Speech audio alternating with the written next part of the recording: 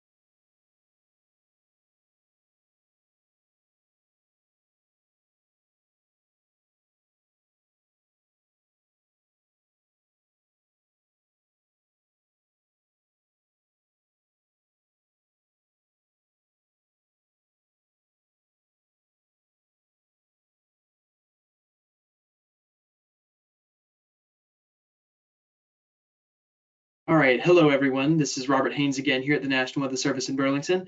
Thanks and welcome. We're happy to have you here as we discuss some of the impacts and the forecast of the winter storm review that happened on March 23rd and 24th, and even some of the lingering impacts on the 25th. Again, this is Robert Haynes here. I'm a forecaster at the National Weather Service. And I have Rodney with me here as well. I will start us off, and then about halfway through, Rodney will carry us through the rest of the presentation. All right, so let's take a look at some of the things we'll be talking about this evening. This was a fairly big event for our area, so we'll talk about some of what made this storm a big event, why it was so significant for our area, and we'll go through some of the numbers that relate to that. We'll look at some of the forecast elements to this event. We'll look at the winds, the rain, the lake effect snow that took place afterwards, and some of the blizzard conditions that happened regionally in the St. Lawrence River. So this event had just a little bit of everything involved with it. So it was a pretty complex event as far as messaging and providing that information. So Rodney will then take over with the discussion of the communication side of that forecast. And then we'll go over what happened, what were some of the things we observed, and we'll have a few photographs as well. All right, so let's get started. What made this storm a big event? So here's by the numbers. We had 3 types of headlines. We had a flood watch out, we had wind advisories and high wind warnings out, and we also had the blizzard and lake effect warnings out across St. Lawrence County in New York. This storm also produced several thunderstorms that were actually severe. We had 49 reports of thunderstorm wind damage or gusts of greater than 58 miles per hour in New England. They didn't impact Vermont quite as much, but we did have thunderstorms across parts of Windsor County in Vermont and then in parts of northern New York as well. Despite all of the rain, most of the region received about 3/4 of an inch to 2.5 inches of rain. Despite all this heavy rain, Plattsburgh was the only one with a rainfall record to fall, and that was 1.18 inches on December 23rd. Out of this event was produced the second highest reported wind gust at the Burlington Airport at 71 miles per hour. This was only outdone by the Great Appalachian Storm on November 26th of 1950.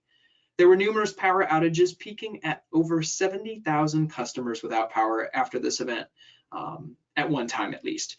And then the temperature reached 56 degrees Fahrenheit. Between the initial rain and then the strong winds, there was a pocket of clearing, and in that clearing, we got to 56 degrees, which helped to melt part of our snowpack and contributed to some of the minor river flooding that we experienced heading into December 24th. After all of that warmth, we had then a strong cold front bring us a 34-degree temperature drop in 6 hours at Burlington. This was the third highest temperature drop in that 6-hour window for a meteorological winter. So several areas reported flash freeze conditions during this event. Very cold conditions behind the front that we experienced, and that led to some flash freeze conditions and slippery travel. We had about 5 reports of minor river flooding between the Mad River, the Browns River, and then Ice Jam as well. Several reports of minor river flooding reported to us. The highest total from lake effect snow was measured in Gouverneur, New York, with 37 inches. Several other areas in and around that area had about 20 inches, but they were the hot spot for the lake effect snow that developed on the 24th and 25th of December. And then less than 1/4, that number is the visibility values that were experienced in Ogdensburg and Messina between the 24th and 25th, anywhere between at minimum 6 to 12 hours, but realistically probably as much as 24 hours. And with that, they also experienced gusts over 40 miles per hour, marking blizzard criteria for that area. And then they were not the only ones that were gusty. So with the cold conditions behind the front, we also had several areas reporting 5 below to 20 below wind chill values on the 24th. And after so many lost power and dealing with this event, these wind chills were kind of a cascading effect behind the impacts of these strong winds. So those are some of the big numbers that we saw behind this event. Let's go into how we discuss this in terms of forecasting and why we saw that this would likely be a big event even before it arrived at our doorstep. So we have here a statistical perspective. So we saw that various models were putting out numbers that they typically don't. On the left-hand side here, we have highlighting the low pressure across the area, reaching the climatological minimums across the area. And with that, we also saw the extreme forecast index, another measure in which to determine the probability of seeing extreme wind gusts, were quite high, especially across parts of Vermont and then parts of the Greens as well. So based on these different ensembles, which utilize reanalysis techniques that can tell us how it compares between model to model run over that period of time. Most of these models consist of a 20-year period of record. So in other words, these values were at the minimum of these 20 years of record. So we saw the multiple sources of agreement that this would be a very unusual system and that its impacts would probably be greater than the average system. So this agreement between these sources gave us strong confidence in putting out even 70-mile-an-hour forecast gusts as early as December 19th as we were approaching this event. And so here's a look. We'll make some comparisons to a similar event that occurred on October 30th and 31st of 2017. The winds at 850 millibars, which would be about 4,500 feet above sea level, they were forecast to be anywhere between about 105 and 115 miles per hour, and out of the southeast as well. Many forecasters had not seen numbers like this since a similar event, which is what this transition is here, to that event on October 30th, which also had similar southeasterly wind gusts. Flipping between the two, you can see that overall the extent of strong 850 winds covered not just Vermont, but also northern New York as well. And the low itself was also a little broader as well. So overall, we saw a slightly stronger and a broader wind field as compared to even the October 30th and 31st storm. And then the lightning. The lightning is very unusual for the month of December. We had a few areas of thunderstorms, one that developed towards Windham and Windsor County, just about 7 a.m. there, and then another strike that happened right around Burlington there. and then a few that happened in northern New York between 9 a.m. or so. And then there were several other flashes and strikes that took place towards 11 a.m. there. So this lightning was quite unusual for this time of year. And to highlight that, here's a chart showing our climatology for lightning from about 1988 to 2017. This is showing Windsor County here. And if you've been on any of our Skywarn presentations, then you know that June, July, and August are our typical stormy seasons. And so you can see the concentration of lightning there. Of course, as you get towards winter, the number is much lower.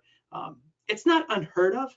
You can see that there are a few days here in December that have some flashes. And for reference, the lightning took place there at Windsor County about 7 a.m. So this is about where that would be. And then for the activity that took place over northern New York, again, a very similar picture. You can see that in general at this point of the year and at this time of day, quite unusual, not too many lightning strikes recorded in and around this time period here in December. All right, so those are some of the unusual forecast factors and the details in the forecast that helped give us confidence that this would be an impactful event. Let's look at a few of these different forecast elements. Let's start with the system itself. All the way up at 18,000 feet, we meteorologists use these charts to help us get a sense of where different upper level systems are and whether or not we'll get a strong moisture connection between us and the Gulf of Mexico. So here we have an embedded disturbance here in this broad upper low and a quite amplified pattern with an upper low across the Midwest and a strong ridge of high pressure offshore. And between that, we had strong south to southwesterly flow, even all the way up to 18,000 feet. And we'll mark here that we have south winds and then southwest winds aloft.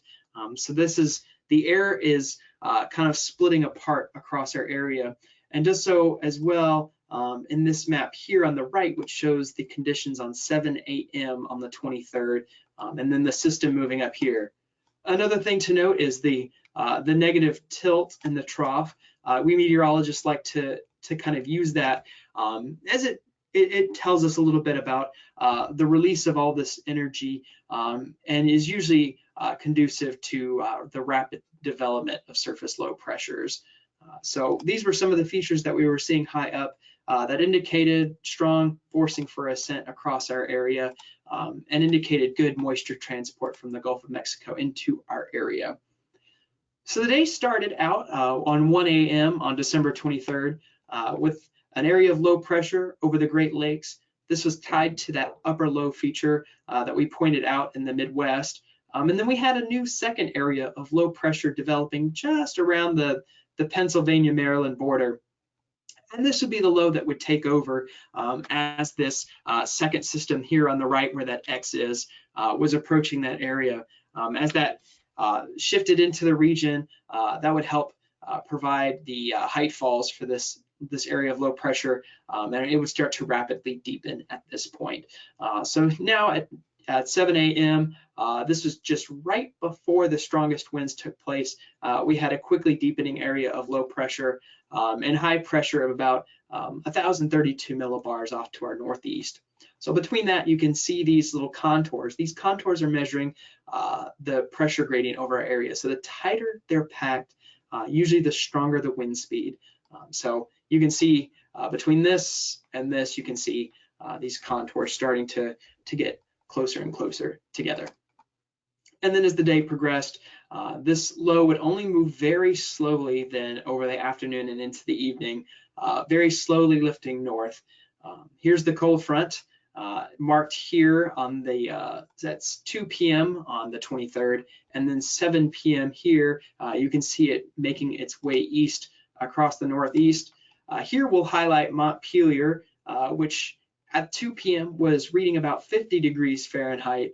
And then you can see by 7 p.m. The temperature was down to 29 degrees. So you can see the result of this strong cold front across the area and what that did for our flash freeze. And then as this area of low pressure lifted north, you also then had a strong southwesterly fetch off of Lake Ontario and into the St. Lawrence River Valley, which started getting the lake effect machine going and also produced those blizzard conditions just due to how strong those winds were. So at the surface, that's what we were seeing as far as the cause of this weather event. And we've made some comparisons to the October 2017 event as well. So let's go a little bit into the winds and why they were so strong, even compared to that historic event as well. So we had the strong winds that we already noted at 850 millibars, where winds were anywhere between about 105 and 115 miles an hour in the model guidance. And this was largely verified. During this event, Mount Mansfield achieved a max wind speed, or wind gust, sorry, of 130 miles per hour during this event. So just given such strong winds, even just about 4,500 feet or so, we posted these wind warnings and advisories across our area. In particular, we wanted to highlight our downslope regions between the Adirondacks and then the Green Mountain Range. So those were the highlights as far as where we were concerned the strongest winds would be. So what happens with this? We look at the mixing potential in the atmosphere and how strongly these winds can reach down to the valley floor. We have small scale atmospheric waves that will develop downwind of mountain ranges. So when you have these winds that are roughly perpendicular to the mountain ranges, you get the development of these wave features.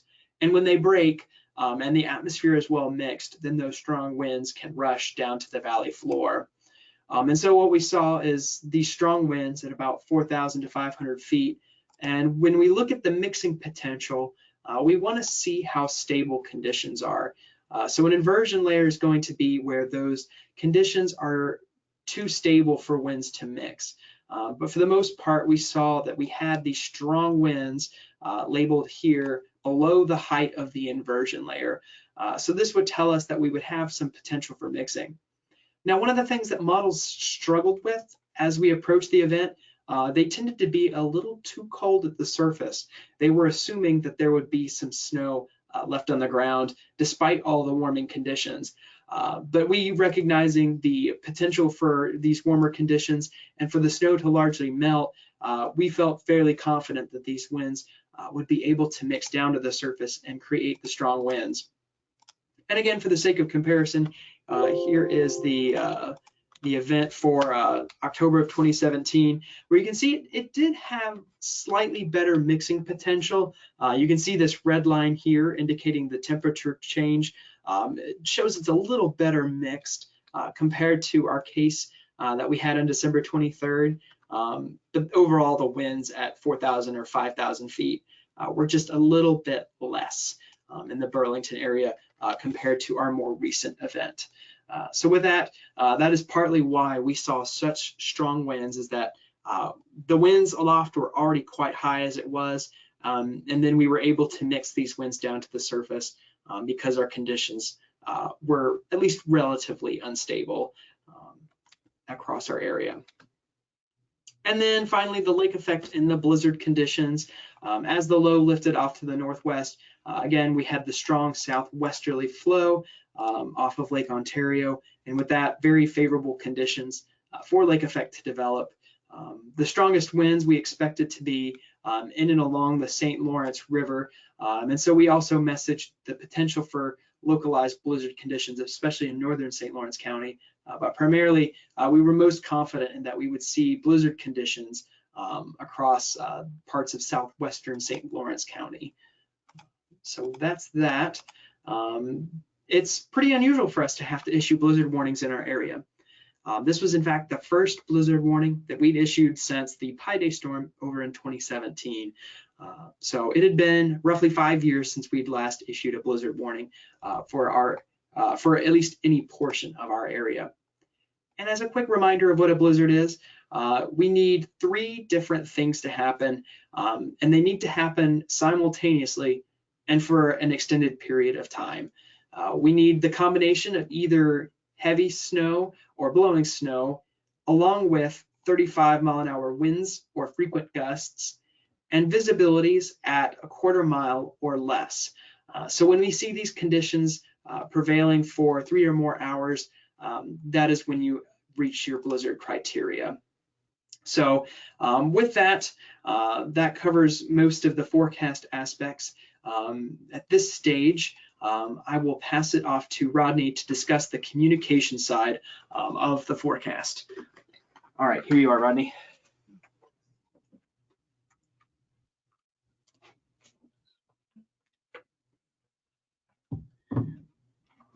So thank you so much, Robert, and once again, thank you everyone for taking some time off your evening to attend the webinar.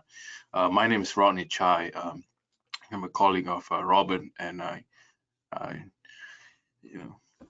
actually new to the office. I just joined a month ago, so I'm new to the area. So so far loving it up here, and happy to serve you with my colleagues.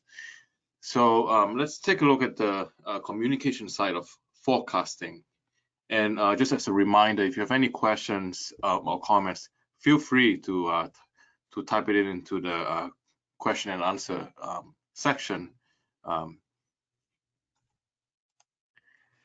So taking a look at some of the graphics that we put out on social media and also to our emergency management partners, as the in the 21st century, the National Weather Service has really recognized the need to make sure that we also communicate our forecast effectively to decision makers so that they can make the decisions to keep the public safe. And also, we want to make sure that our forecast is in a way that the public, members of the public, can act upon it to safeguard their life and property. So we have spent a lot of time and effort to really make our infographics user friendly. So the example that you see on your screen right now, that's a graphic that we wrote out. It's pretty new to our office, but you can see, given such a multifaceted event, such a long duration event covering different weather hazards across different geographies, you can see why such a graphic would be useful.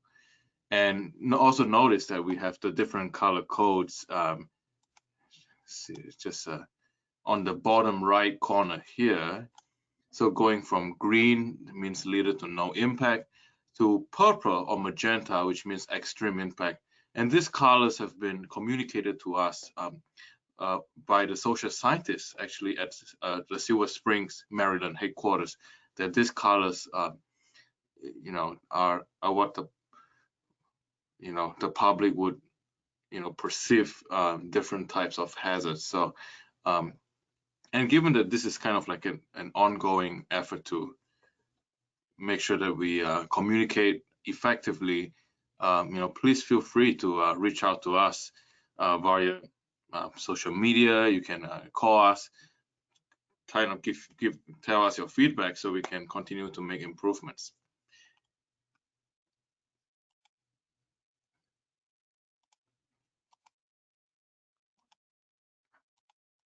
All right, so again, more communication. So the flash freeze, as Robert talked about, was one of the main concerns with this system because, Burlington reached a high of 56 degrees, but 6 hours later, it was in the low 20s. So such a rapid drop, and also having so much snow melt and rain earlier in the day associated with such a quick temperature drop can lead to widespread flash freezing of roadways. And given that it happened, if you look at the timing here, it's kind of right around the evening commute, or in this case, people traveling around for Christmas. It could be, the stakes are kind of higher, so we wanted to make sure that the public is well informed, and we try to key in the timing as much as we can as our forecast confidence increase. So just a reminder of what a flash freeze is. So the flash freeze, it's I mean, obviously you need moisture on the roadway. So in this case, you have the rain that fell earlier in the day. So wet roads can freeze quickly at night or when there's a rapid drop in temperature behind a cold front. And just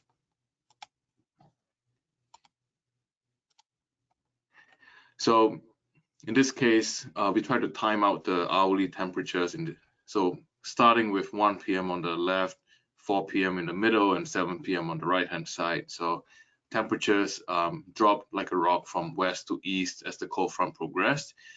So by 7 p.m. we were expecting widespread sub-freezing temperatures. And this is another way that we use to communicate the hourly temperature drop. Now, I mean, obviously the numbers, it could be off by a couple of degrees, or it could be off by 1 or 2 hours, but the idea is the same, that from around 1 p.m. to 7 p.m., that's when we can expect the brunt of the temperature drop across much of the region. So going from the 40s and 50s into the 20s and teens, there's a pretty rapid temperature drop for our region.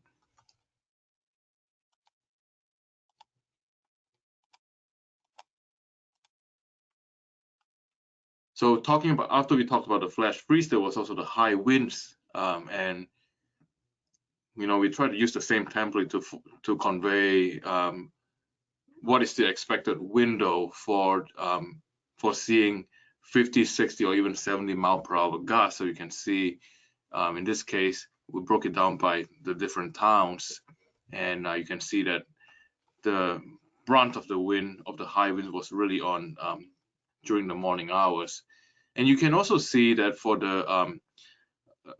our listeners from St. Lawrence County, the winds continue across, well into Christmas Eve. And those were the conditions that led to the blizzard conditions, along with the heavy lake effect snowfall rates for those locations.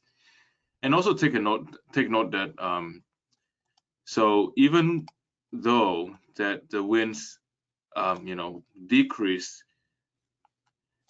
as the day progressed, now given that there was widespread power outages to the tune of 70,000 people without power at the peak of the winds, this led to a lot of difficulty and challenges for the utility companies to restore power, because you cannot operate a bucket truck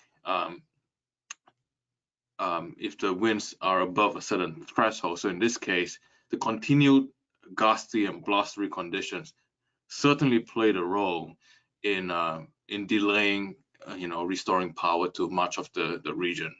So that's something to keep in mind as well.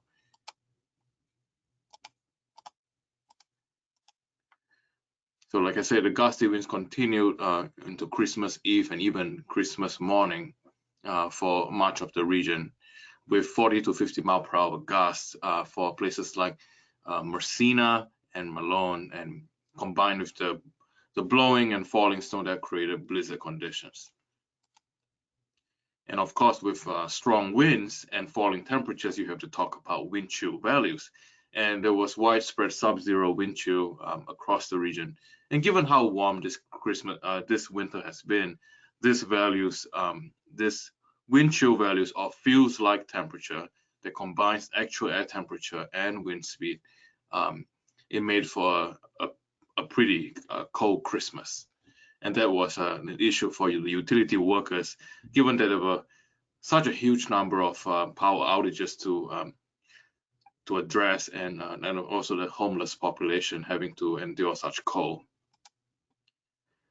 And here are two snowfall maps. Basically, they're depicting the same thing, but it's just different scales. So on the left-hand side is the regional scale, just to show you how localized the lake effect snow was. And here you can see that Watertown was kind of like the bull's eye, and much of St. Lawrence County had a pretty sharp gradient, and that is really well depicted on the right-hand side image, we're able to zoom in, so you can see well over 2 feet of snow in the western zones, and then tapering off or dropping off as you go further east.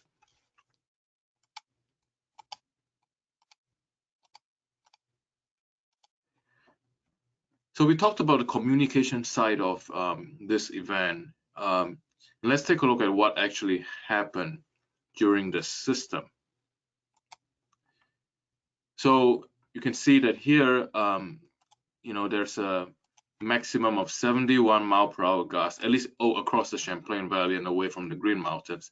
Here at the airport, the Burlington International Airport, where our office is, and you can also see that near the summit of Mount Mansfield, there was a 130 mile per hour gust. That was consistent with what Robert talked about earlier, with the 850 millibar height, corresponding to around 4,500 feet, which is around the elevation of Mount Mansfield.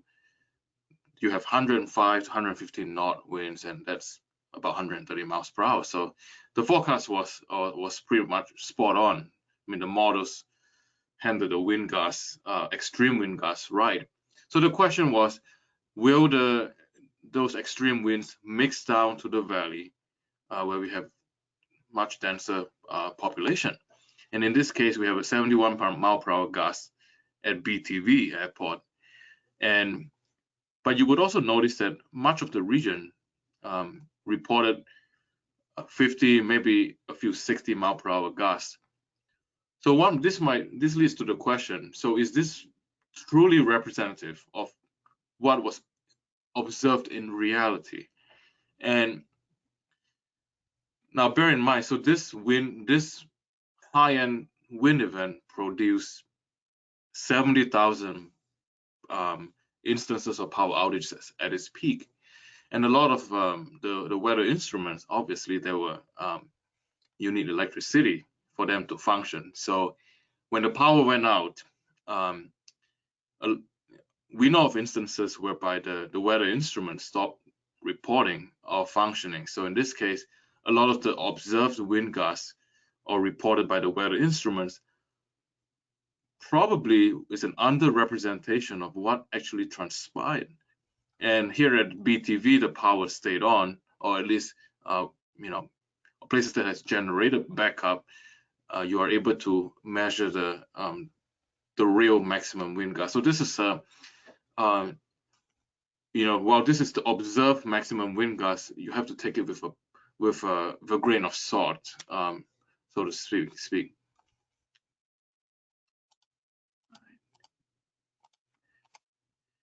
And here's the chart of the number of customers without power. So at its peak, you can see there were over 70,000 customers without power.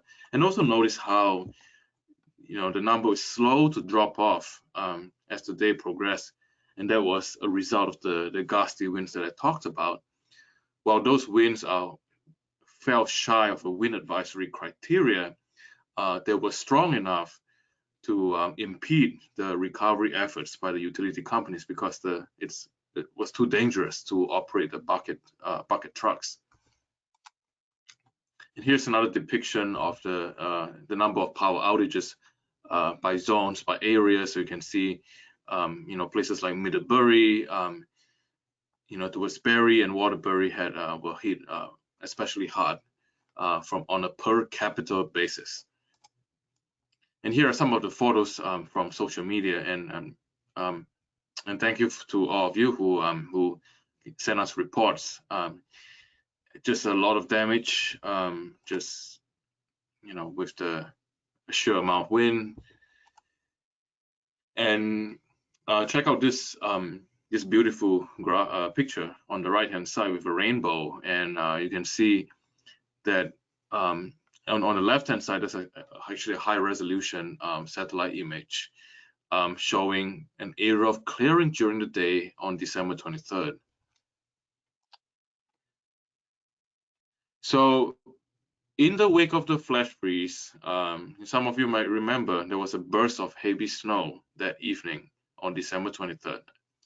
So that was after the temperature fell, from the 50s to the 30s, and right around evening time, snow started to fall and then intensified for a couple of hours, to the tune of 1 to 2 inches per hour. I mean, it was fluffy snow, but it was, the winds were gusting at that time 30 miles per hour. So it made for some difficult and icy travel during that time. So even though it was brief, you can see the those yellow colors showing heavier precipitation, and this is for the most part all snow. So the different colors, that's the snowfall rate pretty much, and you can see that heavy snow lifting from south to north, and this is something that is a little unusual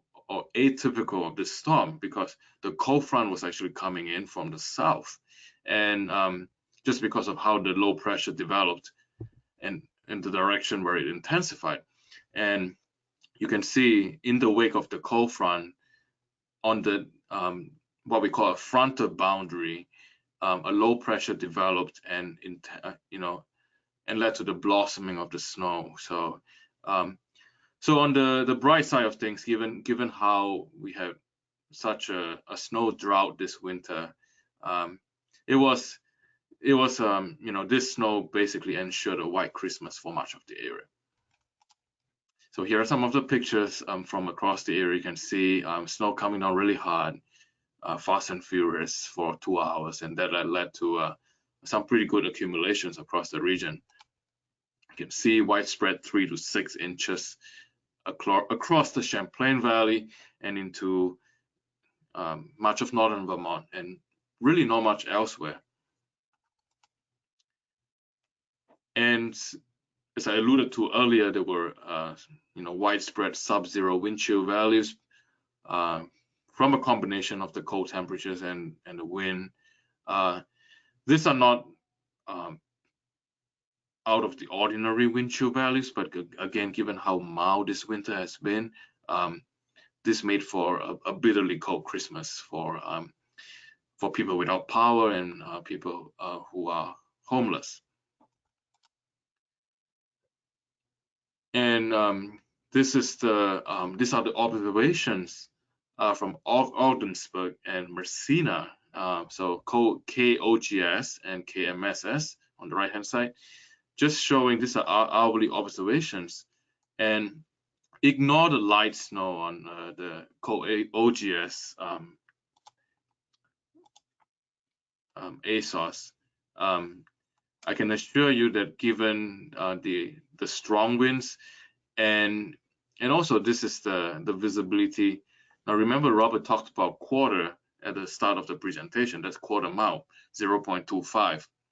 So these are near whiteout conditions, and certainly, and sometimes it's just because of the quirk of the weather instrument. But I can assure you this is heavy snow for the most part. And you can see here in Messina, that's pretty much 24 to 36 hours of blizzard conditions. So certainly it wasn't, we don't issue blizzard warnings frequently, and this was the first time since 2017, but this was an event that is out of the ordinary.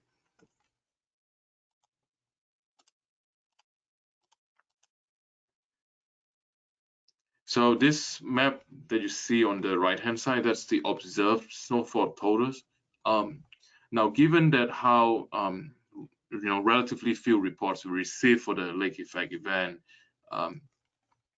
this map right here, it's a little bit smoothed out because there were relatively fewer reports, and but for the real reports here, you can see that there was a maximum of 37 inches in western St. Lawrence County, with lesser amounts as you head further east, but nonetheless, if you recall what Robert talked about earlier about the definition of a blizzard, you don't really need a minimum amount of snow on the ground.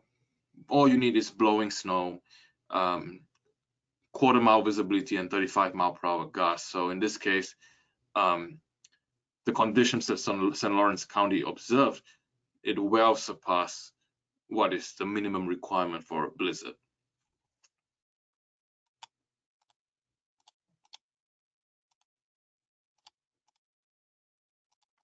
All right.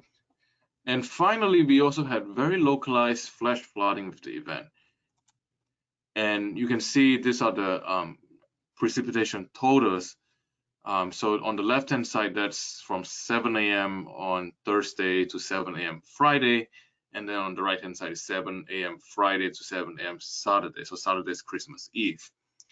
So basically widespread 1 to 2 inches of rain, and most of it fell as rain. So that led to some area river rises to mostly minor flooding levels. But we also did have an isolated ice jam. This was not actually a typical freeze-up ice jam. This was really because, upon further investigation, there was, for those of you who are familiar with the area, there's a dam right here at Hanawa Falls, and basically what happened was that it was a result of the less than ideal operation of the dam given a high flow scenario. So that led to a few houses have to be evacuated, and so basically this was at the end of a prolonged event, and we had high winds, snow, flash freezing, and this kind of like came off almost like a surprise, which is why it's so important to be vigilant at all times when maintaining weather watch as meteorologists. So that was something that we as the office handled it quite well, and thankfully everyone was safe from this isolated flash flooding due to the ice jam. So this is the end of the presentation. Robert and I, we thank you so much for your attendance and for your time. And we would transition over to the Q&A session. All right, I'll start answering a few of the questions that we have here. We had, do you know what the wind speed was in Salisbury, Vermont? So that would be relatively close to Middlebury, excuse me. And Middlebury observed a maximum wind gust of 53. But that was actually the wind gust that it reported before power was knocked out. So it's possible that you saw a higher wind gust than what was observed at Middlebury, likely something in the 55 to 65 mile per hour range was probably what you experienced. And then the next question that we have, first off, thanks to the comment about the graphic. We appreciate the feedback. So let's look at the graph, and indeed, as Carol has noted here, this is related to the number of events. So it's possible that these events could involve many different customers. And I believe at the end of the event, Green Mountain Power had estimated that during the totality of this whole event, it was about 100,000 that had lost power with this event. So that's a look at there. So indeed, just the events and not just the express number of outages noted there on the y-axis. So excellent, and thanks for those questions. Do we have any other questions out there?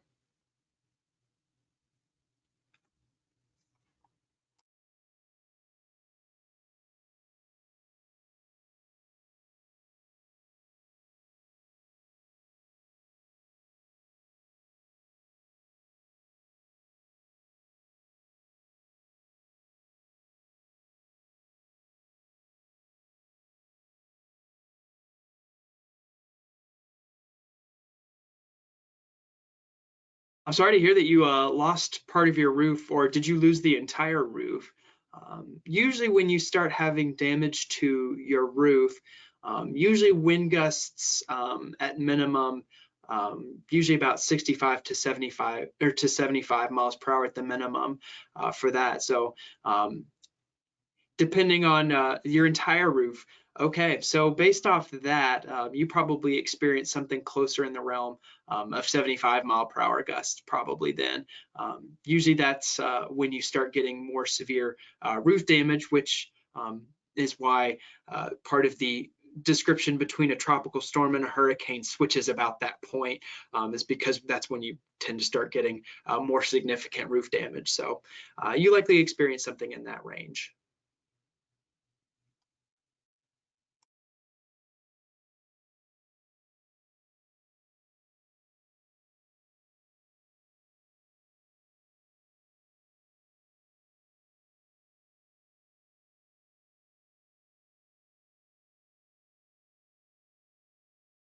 No, this was not a tornado.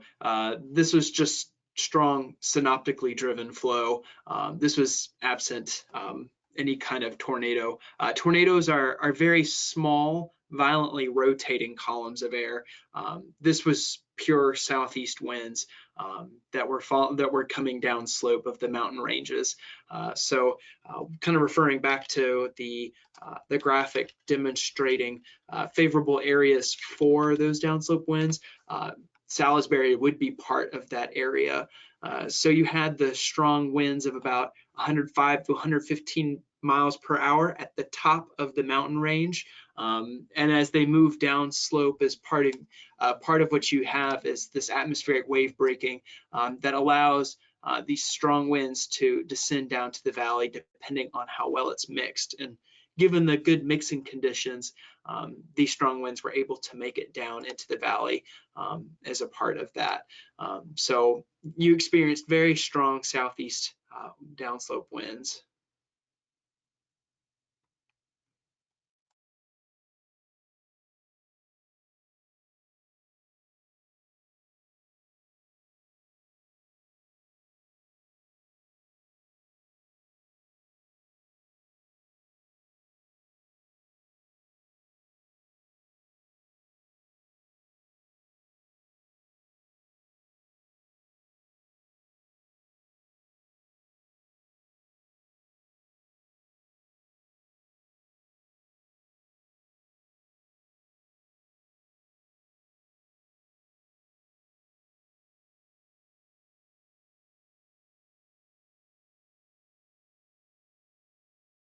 Appreciate the comment, Carol, on the time flow diagram. It's always good to know that people who work with these kind of things frequently, that these colors that we have work well. So it's good to know that the information that we've used to help generate these graphics is good intel.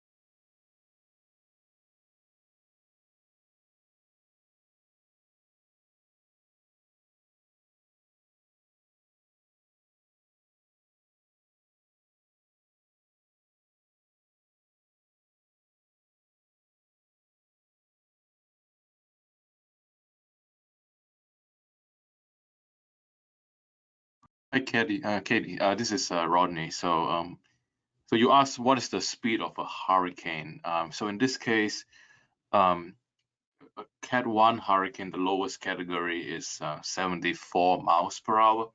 But a big distinction between the winds for this event is those were wind gusts, and for a hurricane, a sustained wind.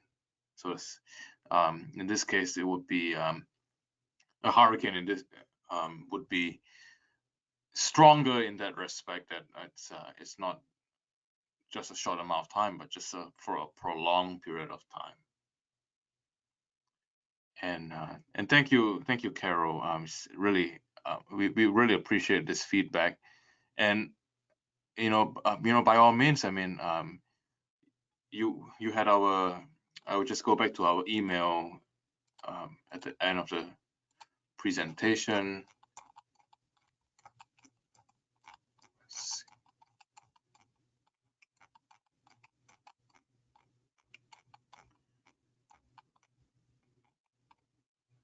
Okay, so you can. Here's our email addresses. So yeah, feel free to email us if you have any further feedback, and also what topics you would like to see in the future. If you find, because if you find this engaging, and if you want us to do more of this, yeah, feel free to suggest topics that you like to learn more about. We are always very open to feedback.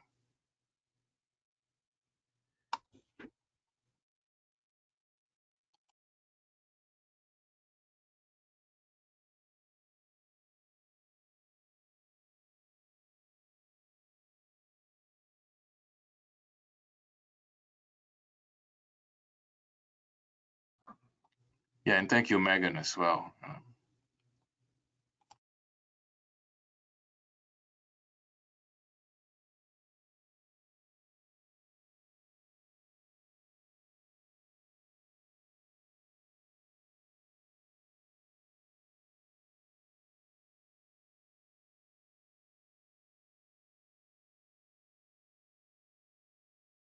Yeah, we just hang on for a couple more minutes.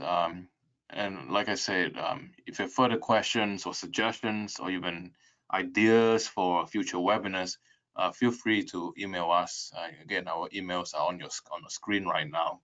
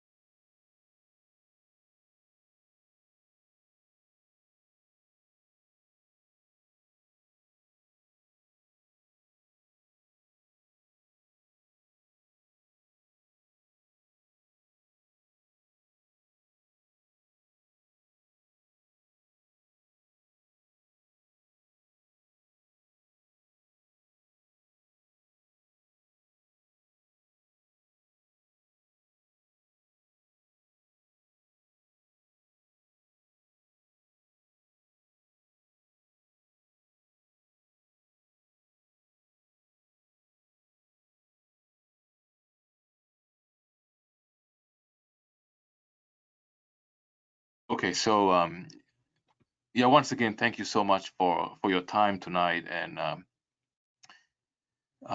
as always, this recording will be uploaded to our YouTube page. You can see on the bottom right corner of the slide, and we are also on social media, including Facebook and Twitter. So feel free to message us or tweet at us, and also email us as well. So we always open to feedback and ideas. So once again, thank you so much for your time, and we hope you have a great evening. Thanks so much for joining us.